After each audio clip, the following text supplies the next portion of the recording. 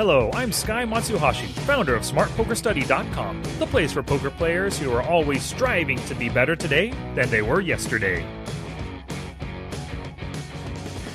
Poker people, if you've never thought about your calling ranges before, then make sure you listen to episode 72, where I discussed exploring those calling ranges to strengthen your game.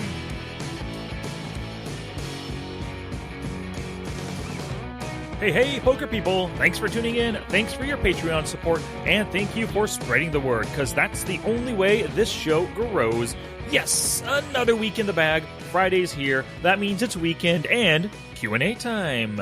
Alrighty, today I am featuring 3 questions from some super cool poker peeps, so let's rock it! Visit today's show notes at www.smartpokerstudy.com/pod73 for links to everything I discussed today and to join the weekly boost.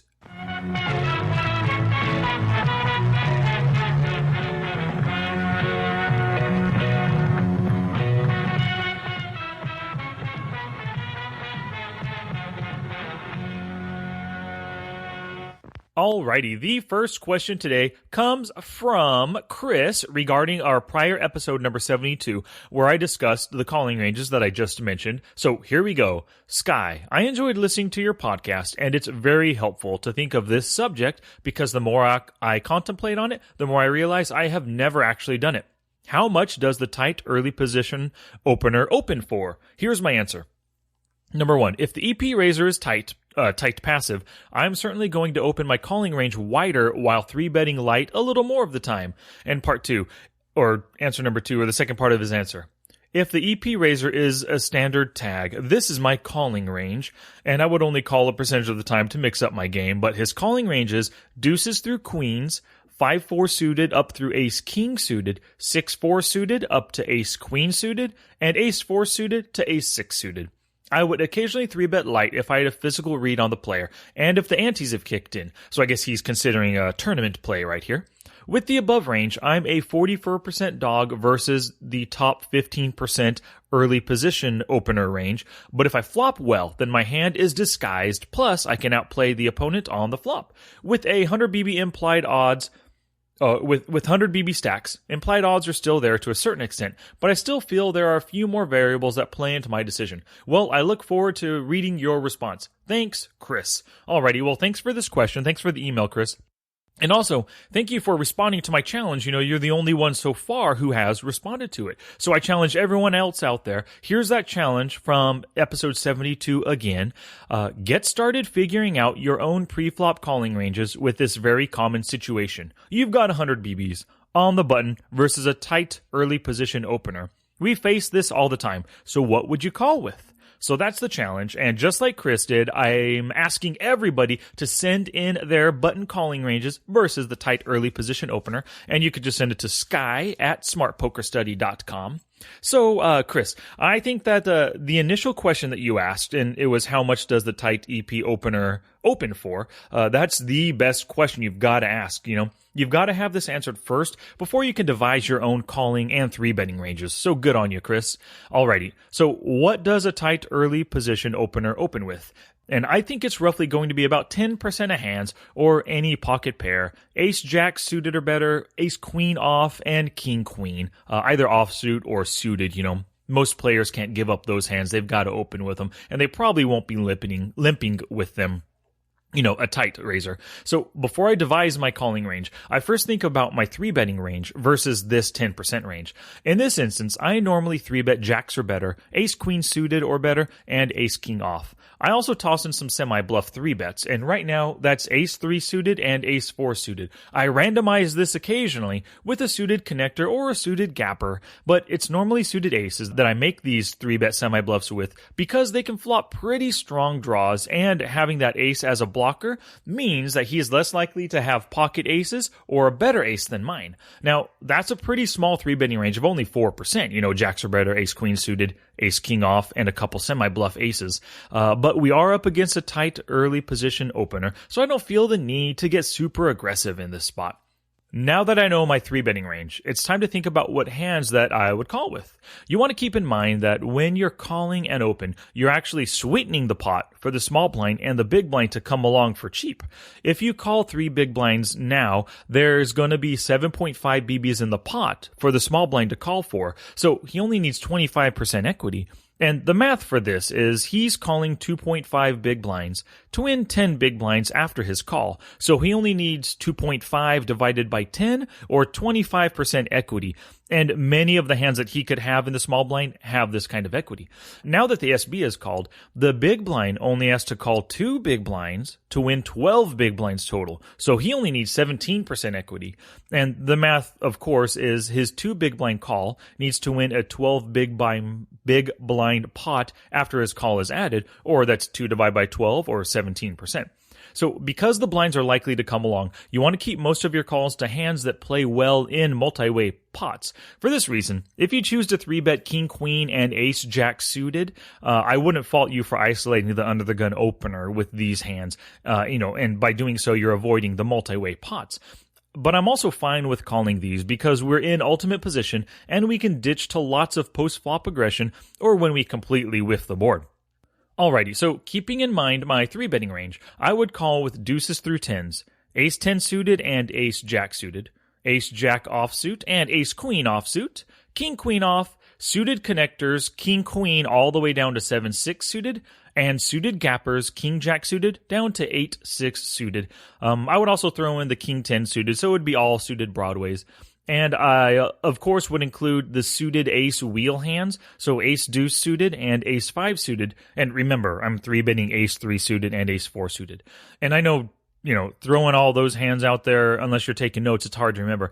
But there is a screenshot of this in the show notes. But that's a total of a 12% calling range, that I'm calling with here. So combine that with the 4% of hands that I'm 3-betting. I'm playing a total of 16% of hands versus this early position opener. I feel pretty confident with this button playing range, and it's got very good equity versus the 10% range. My 16% range has about 45% equity versus his 10%. So it's definitely good enough to play in position versus a sky. So that is my standard calling range on the button versus a tight under the gun opener. There are instances where I'd widen or constrict that range, but this would be my standard. It's a good mix between pairs, broadways, and suited connectors, and I think this makes my hand pretty hard to read in general. I can hit a lot of boards with this hand. And plus, one thing that would spur me to widen my range a little bit more is if this guy was a fit or fold player on the flop. If he only bets at flops, if he only c-bets when he hits, well then I'm in position. As soon as he checks, I throw out a bet and expect him to fold. If he ends up check raising or check calling, then I could probably ditch the hand after that on a future street, Alrighty, well thank you very much for responding to my challenge, Kris. Question number 2 comes to us from Herodotis. Hello, Sky. I really love the podcast, and you have motivated me to take my poker study to a new level. I'm looking for a bit of help filtering hands from ACR in Poker Tracker 4.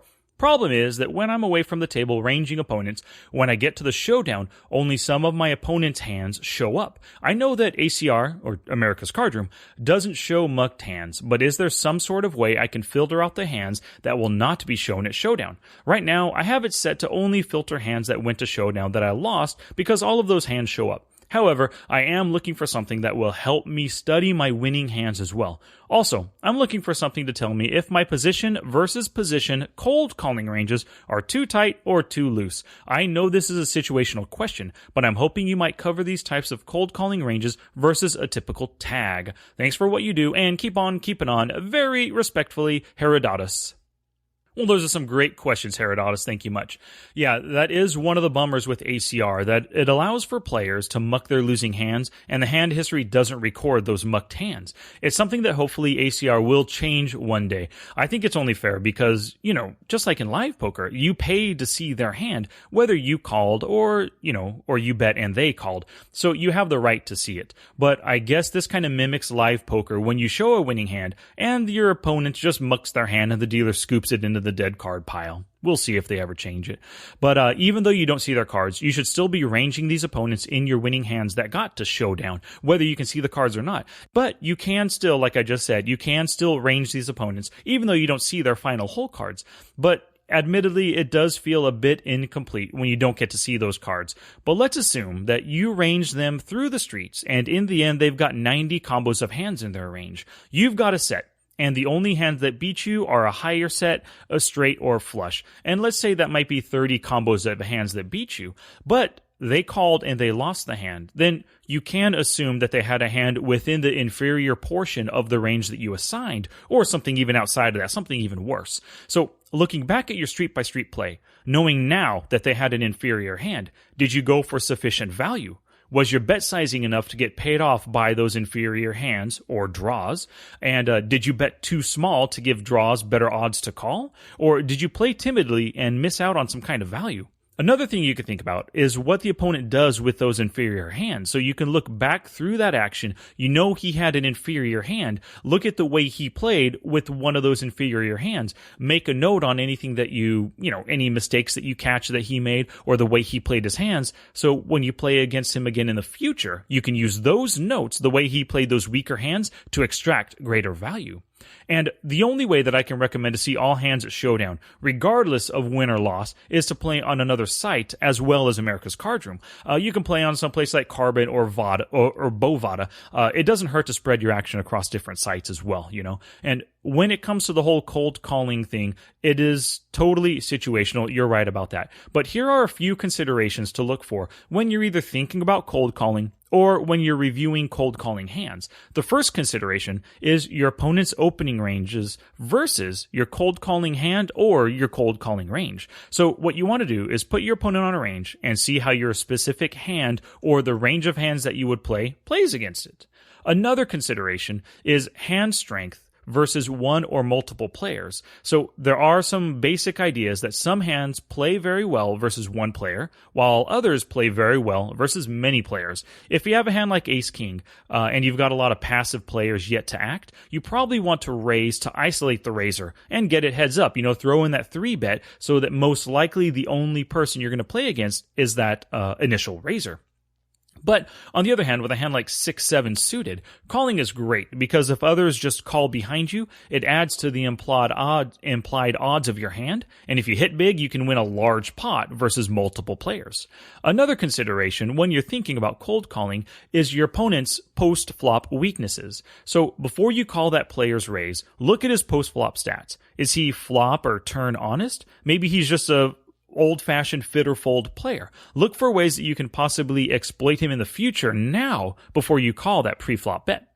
Another consideration, of course, is the players yet to act. So consider the types of players yet to act, just to get a good idea of what your call will elicit out of them. Are the players yet to act very aggressive and will they likely squeeze? Or are they, passive or super passive, so you'll get lots of overcallers and you'll end up seeing the flop with a lot of other players?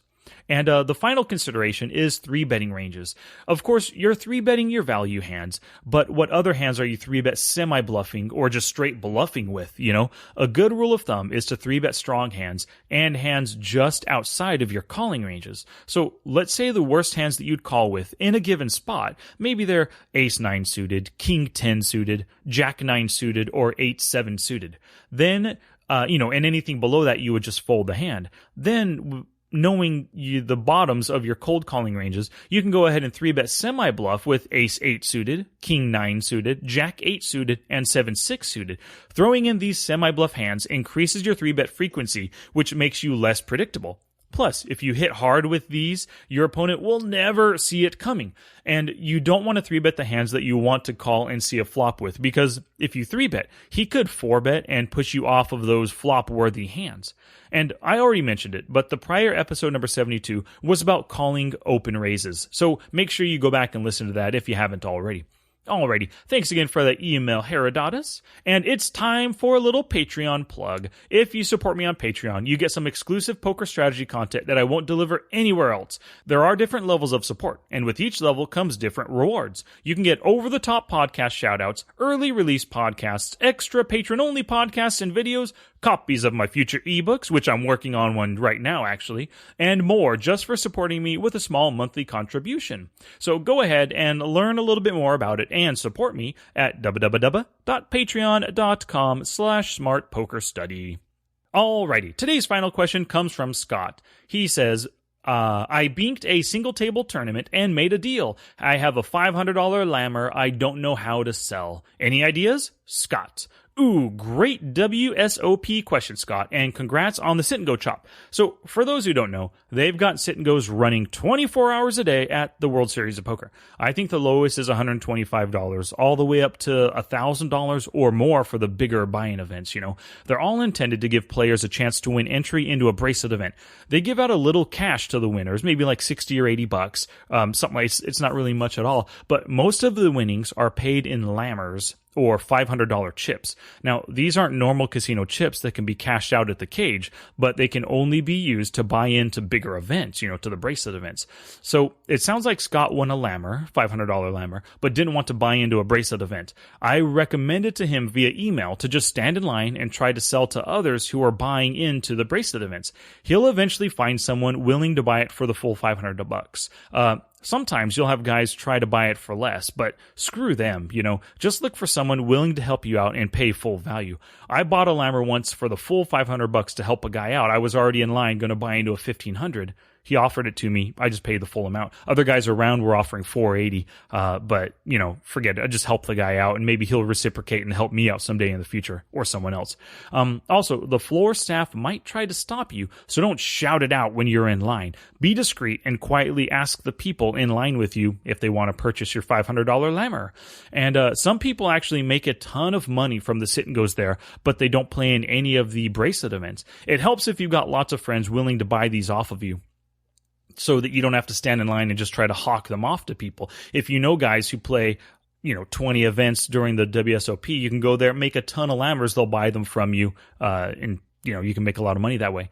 And another great aspect to sit and goes there are the last longer bets. So, of course, when you buy in, there's, of course, a rake. If it was $125, it might be a $15 rake. I don't remember the exact number there, but they do have last longer, so when you get to your table, you can organize a last longer yourself or just join somebody else's last longer, I've seen some at just $20 per person, and others hit $100 per person, and I'm sure they do it for $1,000 a person or more for those bigger buy-in sit and goes. If you're a good live sit and go player, this could make for some great profits for you. Okay, alrighty. Thank you very much for that WSOP question, Scott.